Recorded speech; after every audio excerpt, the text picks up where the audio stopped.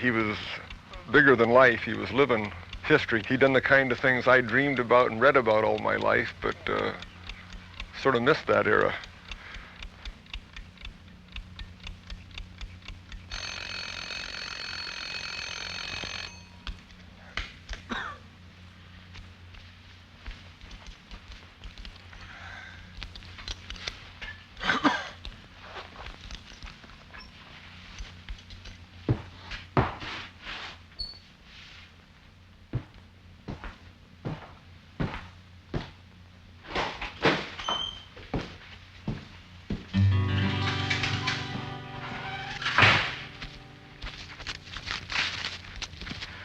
He's been a legend in this country.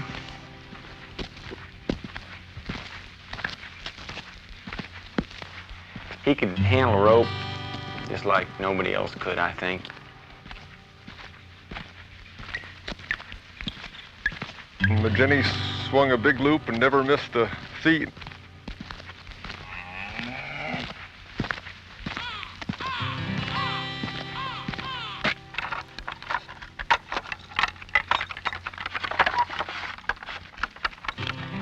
He was quite a bronc rider. He was an athlete from top to bottom, and the strength of a bull. But he's broken a lot of horses.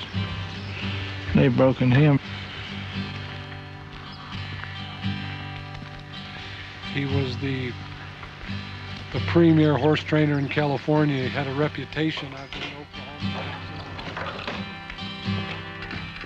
They're darn few and far between, the real ones that were of his quality and class. And the way he sat a horse was something that was beautiful to behold. He sits a horse like a general. Most people look like a sack of potatoes on a horse. He was half horse, I think. Thought like one. He was a great all-around cowboy. But in every area, to me, he reigned supreme. There wasn't many guys that could do things with a horse that he could do. He was a natural. He's always kind of a crazy guy, I guess. And He was a wild one, I'll tell you that. There was nothing tame about Maginni.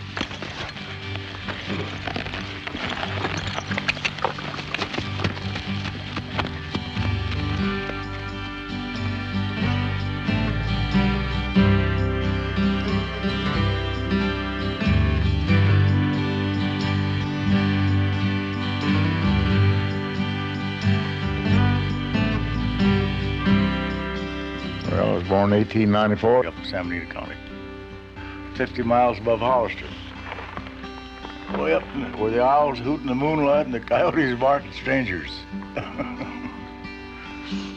My father came over from Switzerland when he was 21 years old. And he took up the homestead and finally bought some land and raised a family way up in the sticks up there. I was the only boy and the baby of the family, so I was kind of spoiled. I used to raise hell with them most of the time. Yeah. We run a dairy, and the girls used to do a lot of the work, milk cows and all that stuff, you know. We had pigs, we had to herd the hogs, and all kind of work like that. But I learned to ride it on pigs and our leppy calves. We run a dairy, about 60 cows. And our folks were poor people, and instead of having a corral, they had cut brush for a corral for the pigs. So these pigs, they'd lay down along where he'd haul this water, and they'd lay with their front feet out and the hind feet out. And some of them pigs got to weigh 400 or 500 pounds. Well, barefoot, I'd sneak up behind them and jump on one on a side hill, and I was skinning up all my knuckles and my face, I was always skinned up. My dad'd give me help. I tried to get it fat, and he'd run the fat out of a pig. Yeah, we used to go to school barefoot, most of us kids. Just an old country school, one-room schoolhouse. the teacher taught all the grades up to the 8th grade, you know. They used to have up to 8th grade in them days. And we had an old Irishman who worked for us cutting wood. He used to smoke Prince Albert. Them Prince Albert cans, I'd take one of them cans and get a straw, get it full of red ants. And this guy sat right ahead of me in them little single desks, you know. And I'd get their damn ants going on this straw and put it up there and bite him on the neck. Ouch! He'd holler and all the kids would laugh. Miss Hunt, she was timid as hell. Her first year of teaching, sent me out to get a switch, and I'd take and cut rings around with my knife. And the first crack would all fall to pieces, and then she'd cry. Put her hand in her head in her hands and cry. Oh, got one old gal, she broke the switch, went on and got a dry willow about that big around, hit me right over the head, damn near knocked me down. That took care of that. My dad, he got killed in 1906. A team run away with him, horses. So my mother moved to town to Hollister. We sold the ranch. So I started working around different ranches and stuff like that. I went to work at the French ranch, riding horses, working cattle and stuff. I must have been about 14, I guess, then, you know. Left Hollister in 1916, went to Eastern Oregon, breaking horses for Miller and Lux, a big millionaire outfit. That is the biggest outfit in the world, the damn Miller and Lux, a real big outfit. We had ranches all over California, Oregon, Nevada, Utah, and Idaho. The fellow that was superintendent in Eastern Oregon had worked for Hugh French, and I was working for French when he wrote to him, had sent up a couple of cowboys to break horse with Hackamore, that they were snaffle bit men in Nevada. So Henry Lopes and I went up there with a promise that if you stayed there 3 months, he'd give you a job as foreman, vaquero boss. So I stayed there 3 months and was vaquero boss until I went in the Army. They called a wagon boss. You go out with a wagon, camp wagon, you know, a chuck wagon, the whole thing. About 9, 10 men. You're out for 2, 3 months and you come back in, stay at their headquarters in the winter. In the spring and summer, you're gathering cattle or branding or doing stuff like that, moving around different places.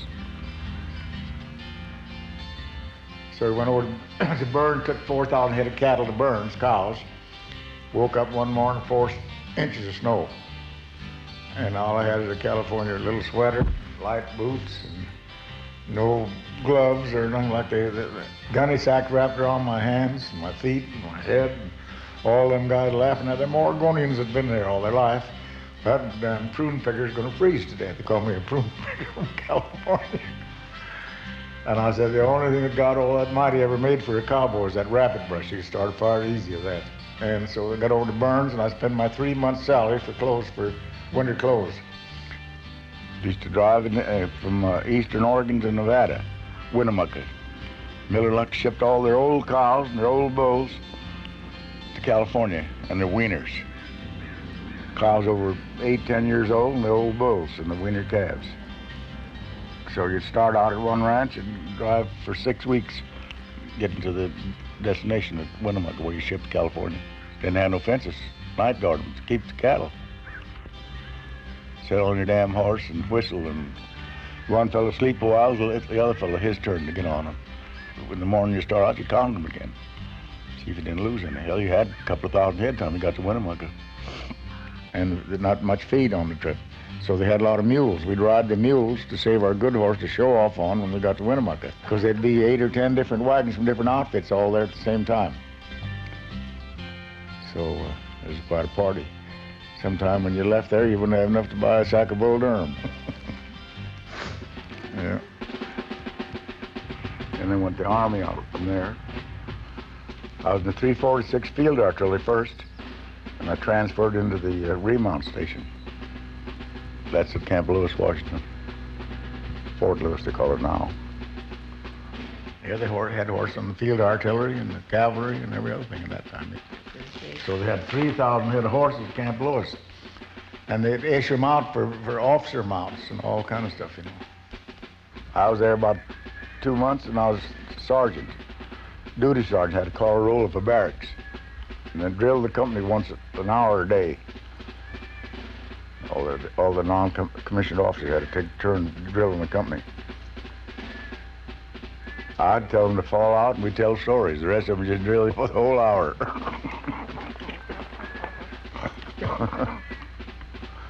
Yeah. Had to make out the list of what kind of feed they shipped in. Different sacks and the different bales and what have you, so much feed for each corral. So that was a heck of a job, I'll tell you. So the first night, old Captain Jackson come in there, and I said, I'd rather be a buck private in the rear ranks than have this damn job. I was a duty sergeant then. I had papers all over. Never had too much school, and I was having a hell of a time getting all that figured out. We put on a rodeo at Tacoma, Washington. And they dressed 4 cowboys in dress suits and 4 cowboys in ladies' clothes. And they had 8 bucking horses and chutes. And the first event was 8 of us coming out of the chute all at one time. 4 with the full dress suits and 4 with the women's clothes on. We took up $4,000 for a mess fund.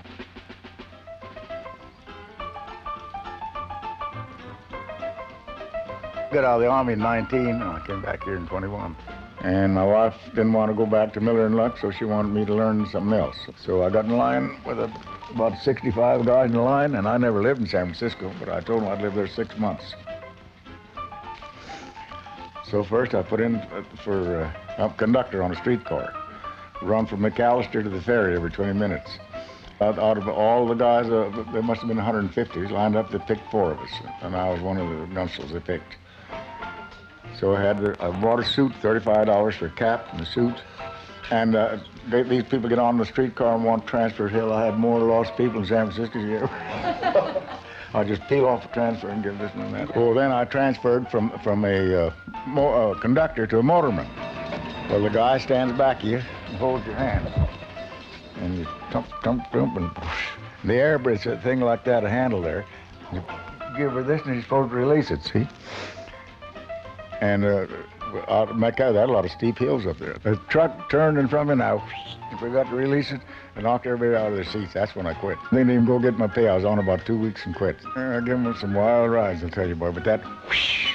So then I had the damn uniform, and I went back to work at Miller and Lex. I dressed up one morning, come down out to the bunkhouse where all the cowboys were. They thought I was an officer, cop. After I got out of the Army, I took a job as superintendent of 3 ranches in Utah. They run about 7,000 head of cattle there. So Johnny Boatwright, he was a Texan, and he'd been vaquero boss there for about 16 years. So anyway, the first night I stayed at the wagon while they took my spade bit, got a big log chain and tied it to a sagebrush. Catch a bear, called it a bear trap. Yeah. Well, I stayed there 2 years, run the outfit, and then sold the ranches there. So I moved back to California. So Boatwright and I got to be good friends after I was there 2 years. But anyway, there's a lot of wild horse in that country. So he asked me if I wanted to catch a wild horse. I said, oh yeah. So we run a bunch by a rim rock, and I caught a horse with a riata. I'd only had 2 or 3 days, and we killed the beef with the wagon and run the grease of tallow over, see, and it was slick. Roped this horse and got away with my rope. So Boatwright, well, and Jenny, when you get back, we're going to pick up a piece of that, called a rubber rope. Piece of your rubber rope and send it back to you to California to make romels. Yeah. That was a lot of fun and a lot of experience. I worked in Oregon, Nevada, Utah, and Idaho, a lot of different places. Bought cattle in Arizona for them, all over the country. I guess the lure of the Old West meant a lot of different things to a lot of different people. Sunsets over the horizon and the guy with a white hat sweeping the girl off of her horse and so forth. But my father was born and raised in Ireland, and the Old West to him meant cowboys and Indians. And when he was a little bit of a guy, he read books about the Old West, and all of his life when he was a young man he wanted to come west, which he eventually did. He came to San Francisco, and he had an uncle who told him about his big ranch in California, which turned out to be a 20-acre potato field out in Pedro Point by what is now the Golden Gate Bridge. So he kind of lost his lure of the Old West when he arrived in San Francisco, but he did in fact buy a bar in San Francisco, which was the longest bar in the world, and at the time he had a bartender that worked for him by the name of Fred Clausen. And my dad bought a horse, and to him the horse was riding out through Golden Gate Park on weekends in a flat saddle until he met Charlie Maginni. And at the time, Charlie got him to ride in Western, and that's when he started roping and riding and getting involved with rodeos, and that's what eventually led me into my rodeo career and the lure of the Old West. In the 30s, Charlie was self-employed as a cowboy, trained horses for various people, and horses that more often than not were in the winner's circle most of the time. And then in the 40s, he was the cow boss and the manager of the Palaso Ranch, which was east of Gilroy. And when I was a little guy, my dad used to spend winters and summers helping Charlie. It was kind of a big old tough ranch, a cowboy ranch that really took somebody like that to run, and they certainly had the right man in Charlie Maginni. In the 50s, up till his death, he was the cow boss and the foreman of the San Felipe Ranch, which is owned by Henry Coe, which was 8 or 10 miles east of San Jose.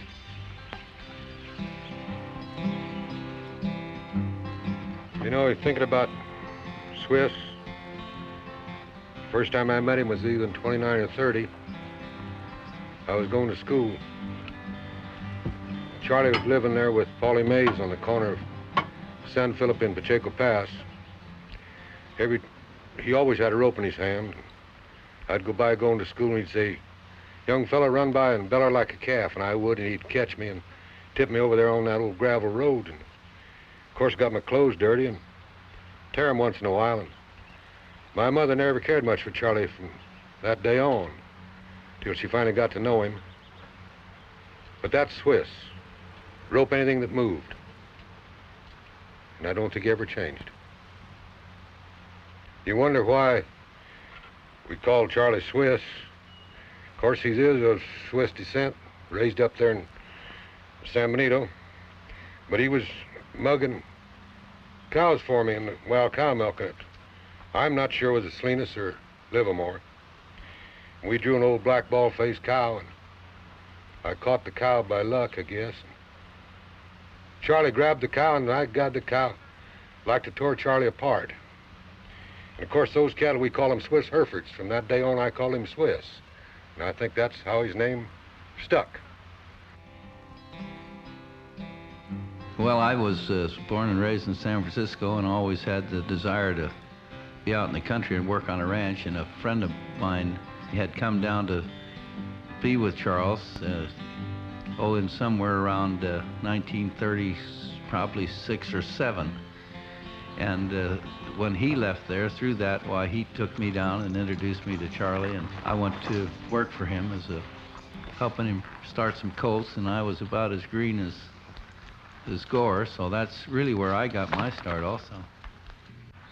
Charlie was a unique person because of his age. He'd gone through the end of an era where everything was driven, worked on big ranches up in Oregon and around the country where they'd drive for 2 or 3 months at a time, maybe start in Oregon late in the fall and drive cattle to Ogden, Utah, where they shipped them maybe 6 weeks later.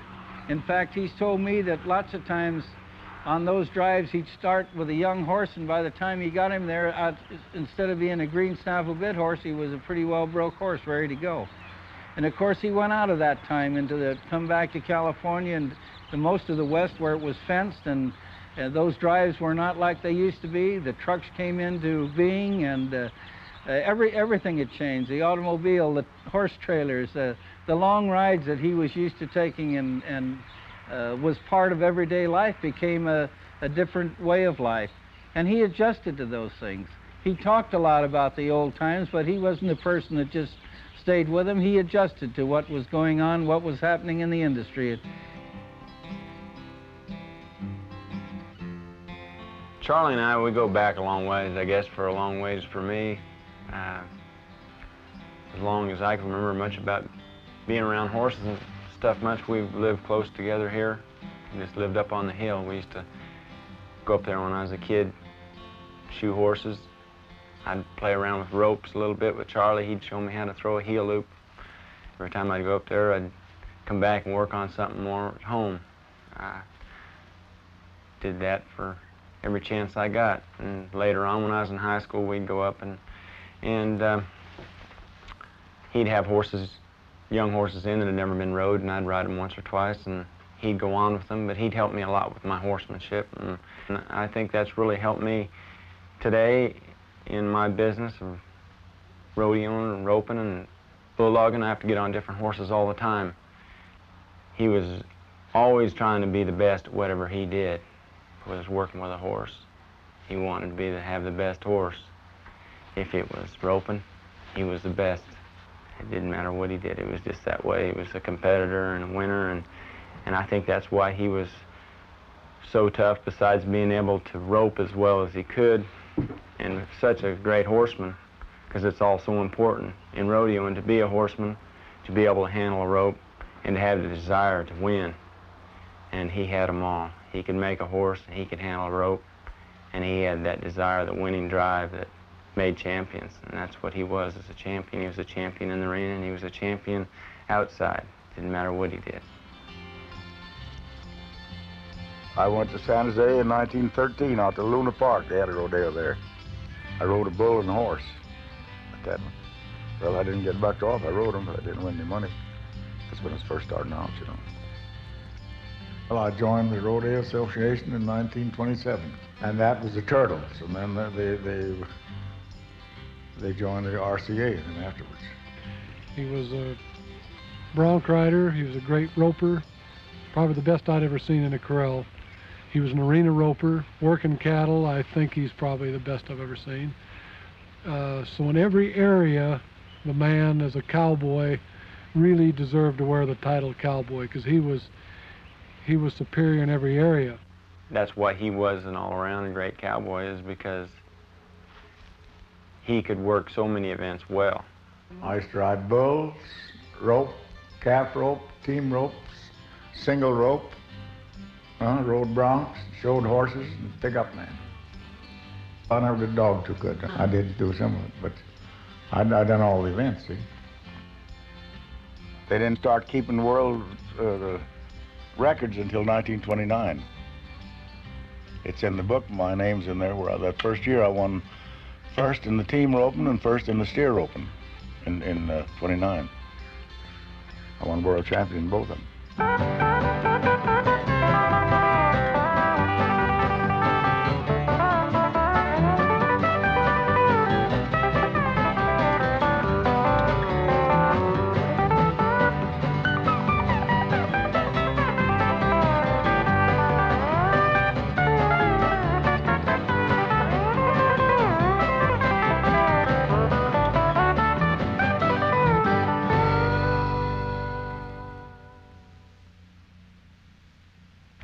Charlie Maginni started roping in the arenas at a pretty early age, and many of the other states didn't do dally roping like we do in California. There were some calf ropers that were world champions at the same time, but he was probably the first champion in both events here in the state of California, and went on to rope that way for many, many years. Probably roped up into the late 50s, early 60s that he was still roping. You know, you're talking about old Charlie as a cowboy around rodeos. He was one of the greatest pickup men that I believe ever walked. He was an athlete from top to bottom, and the strength of a bull. Charlie had the athletic ability of any man, or more athletic ability than any man I ever saw. And to be able to do it and still be a horseback, it was a wonder how he could do it.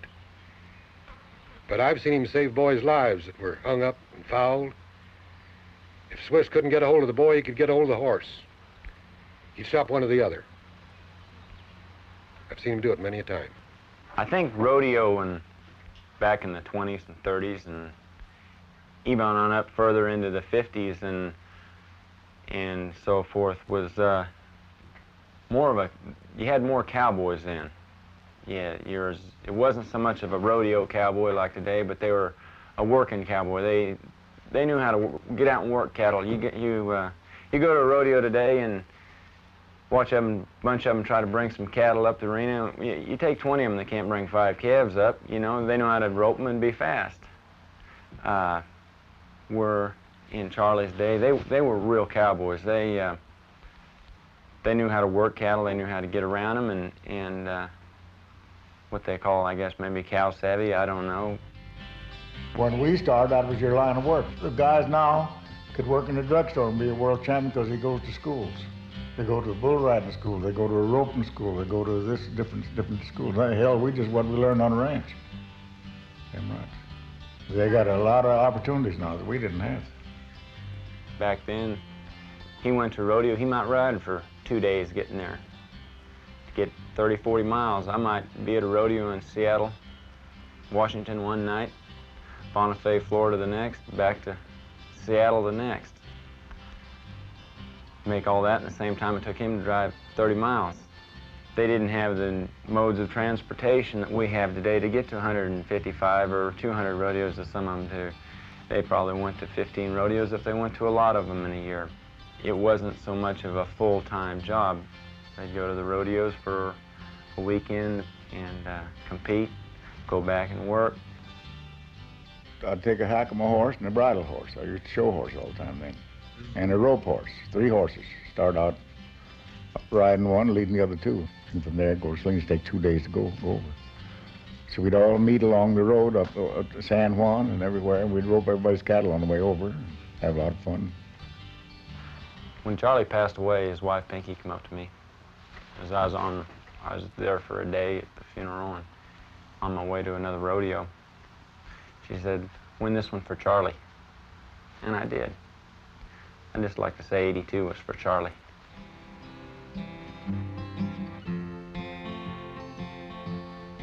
I first got to know Charlie in the late 50s when I was trying to learn to team rope, and up around the roping arena there was a cowboy who was a little bit older and a little bit better than anybody else in those days, and Maginni swung a big loop and never missed a feet, and I got to thinking he was something special.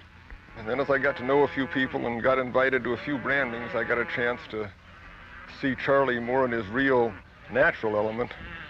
And in the corral, Charlie was something else. He knew every loop. He was always riding a top horse. He was always in the right place at the right time. And it seemed like the action sort of focused around Charlie.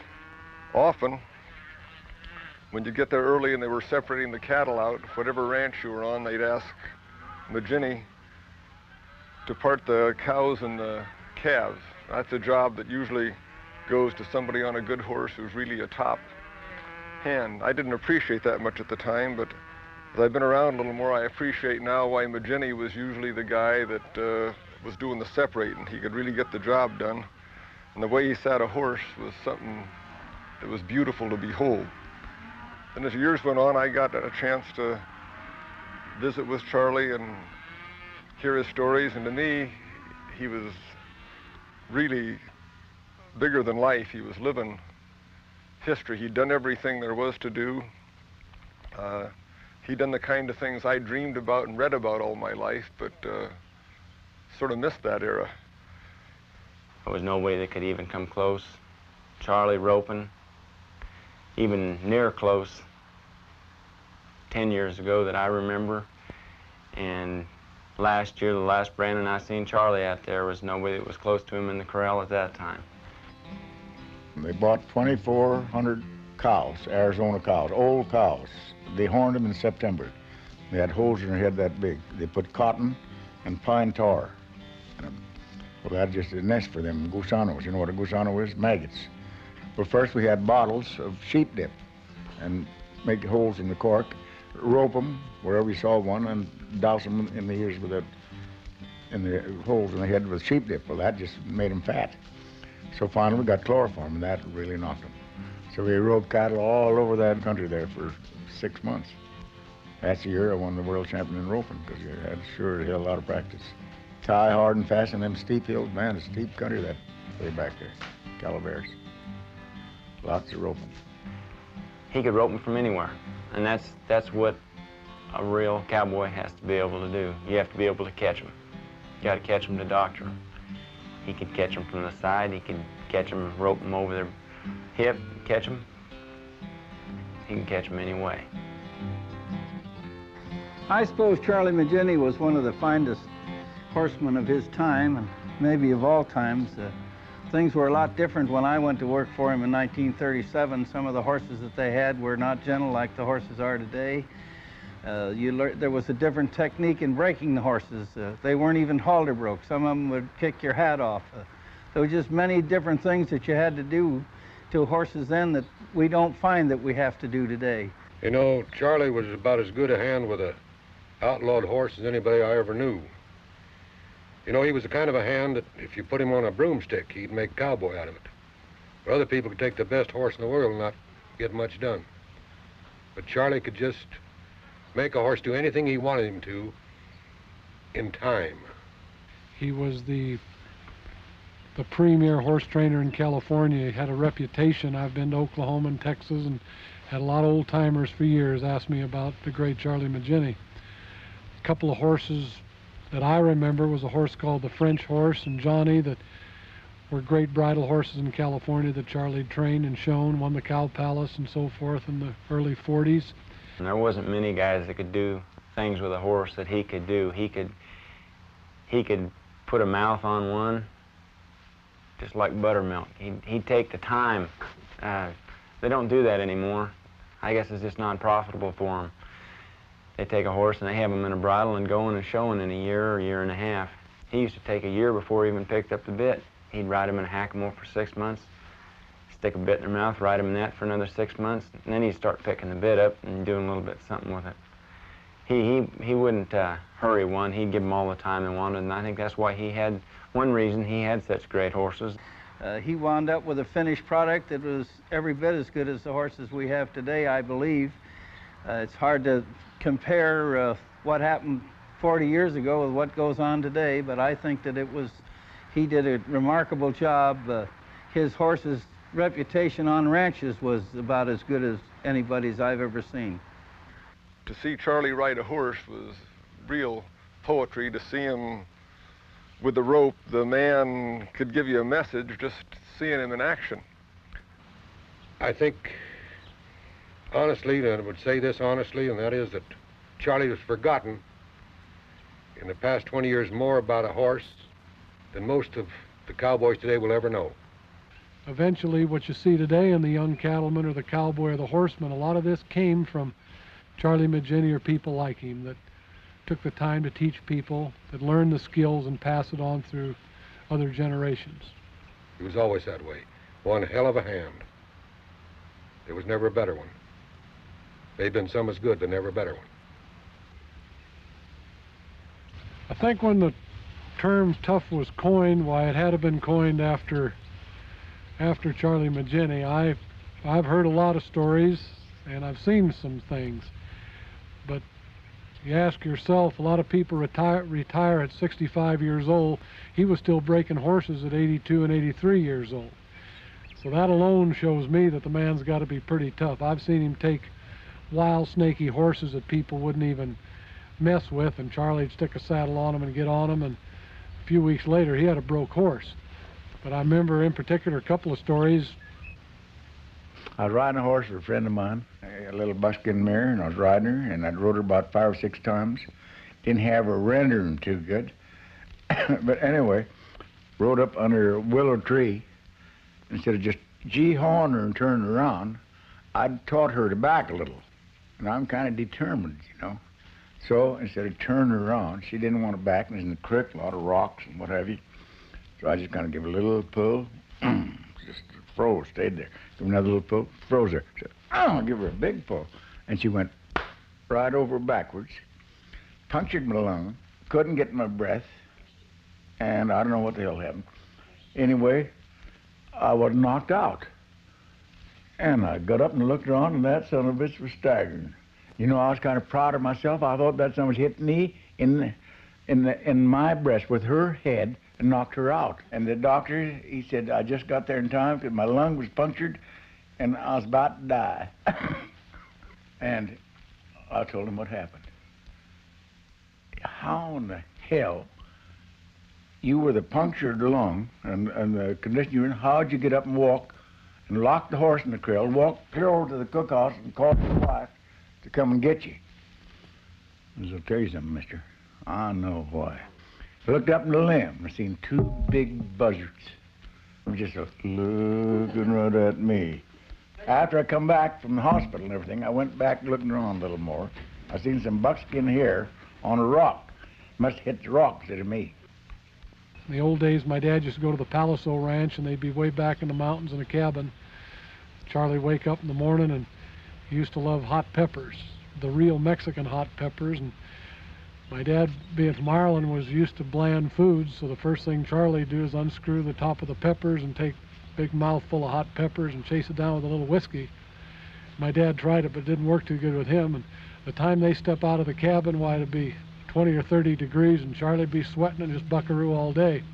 I was picking up bucking horse at Livermore.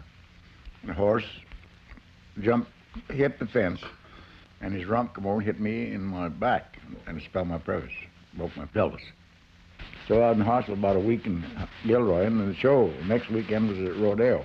So I was showing the horse for George Millius, and I was entered in a lot of the events, and I was in the hospital. So I took a piece of chalk and I made a face on the pillow. Eyes, eyebrows, nose, mouth, what have you. And this two-bed room I was in, and got some pillows, and it made it look like a person in there, and went out the window. And I showed the horse, one first showing the horse, barred the horse, Mike Rood, one first in the single roping, and something else. That's being crazy. And Coney, my doctor, damn near fainted. Oh man, was he mad at me. So that proved he was tough. Then I heard other stories where he'd broken his leg 4 or 5 times, roping and so forth, and still with all the injuries over the years, the falls and the life that he led, which is bound to be tough on you physically, that he could still ride a horse. After he'd broken his hip, he was in his early 80s. 6 weeks later, he was team penning at the Firefighters Rodeo in San Jose, so I've got my hat off to him as being the toughest man I ever knew.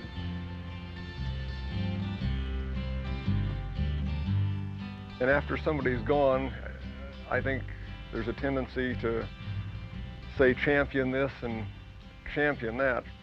But the real Charlie was a guy who'd tell you a funny story, and it was always at the right time. He had just a terrific sense of humor. Beside his reputation as a great cowboy, he was also known as quite a man about town and a humorist and a practical joker. There was quite a few bars throughout California that horses have been ridden into, and the way I understand, Charlie was on a few of them. But he also had a relationship with the great Will Rogers, who was in his own right a hell of a roper. And I guess Charlie, the way I get the story, met Will Rogers at the Salinas Rodeo and invited him to go to a branding, and both of them went to a branding the following day where they roped together, and Will Rogers was quite impressed with the skill of Charlie Maginni. What kind of a fellow was Will to be around? Wonderful guy. Wonderful guy. He was a pretty good roper himself. I took him up to a branding at Castro Valley. You did. And I had a good horse. And after the branding, well, they put about 30 head of yearling steers in the rope. So he asked me to use my horses. Hell yes, get on him. So he was heeling, instead of facing him like we do California style, he turned his butt to him. Oklahoma style. So I hollered at old Rogers, "Hey Bill, that's a California bull horse." He grinned and turned and he says, "In Oklahoma now." That's good. That's good. One of the stories Charlie used to enjoy, when I was a little guy, my dad bought 100 head of Bramer heifers out of Arizona. They had big humps and tall horns and big floppy ears, and he bought a registered Angus bull, guaranteed to be one of the best bulls in California for breeding, from George Millius, who was the mayor of Gilroy at the time and a big cattleman. And we turned the bull out with the heifers, and he didn't see the heifers. He was there drinking in a water trough, and all of a sudden over the hill came 100 heifers in a big wide line with their ears flopping, and the bull snorted, and that's the end we saw them for 2 weeks. John Roddy bought a bull, of Angus bull from George Millius. You know, his little place, he had this one little patch of poison oak in about 100-acre field. And he had about 30 Bramer heifers with big humps on the back. He went down and bought the bull, but didn't pay for him. He didn't have a checkbook or something. So the damn bull went in the poison oak and hid. So Roddy called up Milius. He says, "Hey, George," he says, "I'm not about to pay for that bull you sold me." George says, "Well, how come? What do you mean?" He says, "You sold me a bashful bull. He runs and hides in the poison oak." When Charlie was not feeling good at the end, and he wasn't much for doctors either, by the way, I talked him into coming to my office for a checkup to see if we couldn't find out what was wrong with him, and it was obviously out of my department, so I sent him across the... I'm a gynecologist, by the way, so that wasn't in my... His problems weren't in my department. So I sent him to a good friend across the street, a fine internal medical specialist named Hayes Rodenbaugh. And Hayes was overwhelmed by Charlie's history. I told him a little bit about Charlie, and he asked him if he'd ever had any accidents, and Charlie said, "No." And Hayes said, "Well, I thought you broke your leg, and when we took an x-ray, you had about 20 ribs that were broken." And Charlie said, "Hell," he says, "those weren't accidents." He says, "Those horses all bucked me off on purpose." So, and Hayes was charmed by Charlie, I think, as were all of the people who had the opportunity to know him and be with him and spend time with him during his life. And Charlie, like most real cowboys, his humor could be rough, but he had a fine sense of people along with it. He'd do some crazy things. He roped this guy one time. I guess he was in Gilroy, and pulled him up halfway up. He was in the second story, and pulled him up the first story and tied him off and just left him there. I think one of the things that Charlie will always be branded and remembered and always have a stamp was the stamp of the all-around cowboy. When you say cowboy, in 1929 and 30, he was a world champion steer roper in the arena. Yet the same man could step out of the rodeo arena and go to the horse show arena and show a horse and win a championship. And that's very unique. Horse show people are primarily horse show people, rodeo people are primarily ropers or rodeo people, but he could do both and excel in both. Throughout the years, he had shown champions at the Cow Palace, Salinas, Livermore, on and on, the great horse shows, yet could go in the rodeo arena and win. And lastly, anybody that in the latter part of their life in their 80s that could break and train a horse that could go on and win Salinas, where he'd competed 50, 60 years prior, and trained the horse that won the junior stock horse champion, and also the same year trained another horse that was the working cow horse champion at Blotto Park, is quite a tribute to quite a cowboy. One of the big things about Charlie was he was who he was. He did what he wanted to do, I think, just about every day of his life. And in our materialistic, dollar-chasing society, Charlie never lost sight of the things that were important to him. Being outdoors, riding a good horse, being a top hand, those were things that were big for him all his life. And the morning we shot the last film for this movie, we were talking about what was important to Charlie, and he said, "Well, riding a good horse is really important to me." And he said, "I had a chance to pick up a ranch or two and make some money, but he said I wanted to be able to do what I wanted to do and go where I wanted to go." He said that ended up with chicken today and feathers tomorrow, which I heard him say a lot of times, but that really says a lot about Charlie.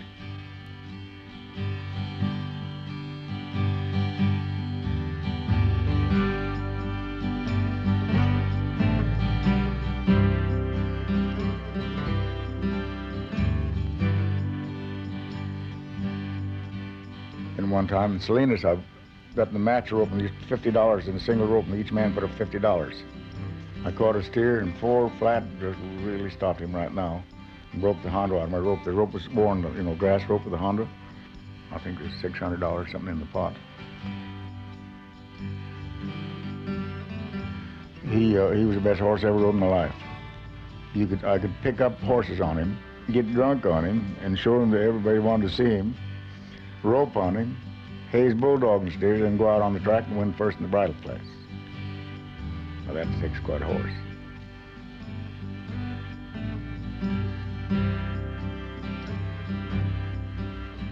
You can't hardly afford to run cattle in California, the taxes and the way things are. Taxes are bad, and the cattle, the price is bad. Hell, cattle business is just the bunk nowadays. Times have changed a lot. The big outfits are the like electronics and Packard Hewlett and them guys that can ride things off. The guys that owns the big ranches today. The little rancher has a hell of a time making it.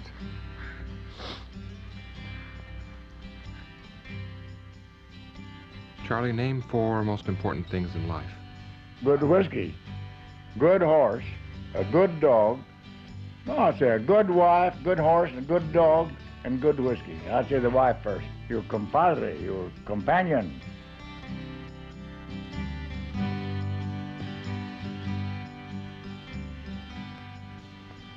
And for fun, a nice shot is over the weathers in both front feet. Man, that's a beautiful shot. You ever do that? And dally, and man, you can roll them son of a gun, I'm telling you. A little rough on cattle.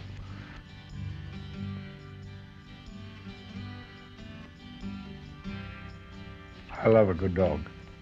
I've had a lot of good dogs. But if you got a dog trained and a good dog, they're worth 4 cowboys.